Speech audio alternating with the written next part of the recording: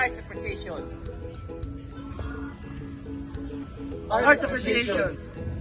Study of Humanities. The humanities aim to foster critical thinking, cultural awareness, and understanding of humanities experience across time and space.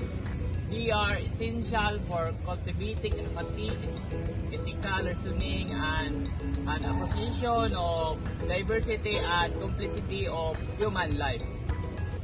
Arts in Cordilleras. The Cordilleras in the Philippines are renowned for their intricate textile weaving and traditional wood carving such as the iconic Bulul rice mills.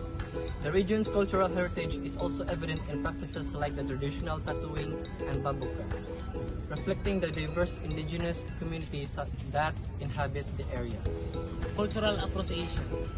Cultural appreciation refers to the adoption of use of elements from one culture by members of another culture, often without their missing or understanding, and can perpetuate their stereotypes or disrespect the original culture.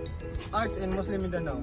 Arts in Muslim Mindanao encompass a rich tapestry of traditional and contemporary forms, including intricate weavings, bracewear, wood carving, and the dance and music of the Maranao, Tausug, and Maguindanao peoples.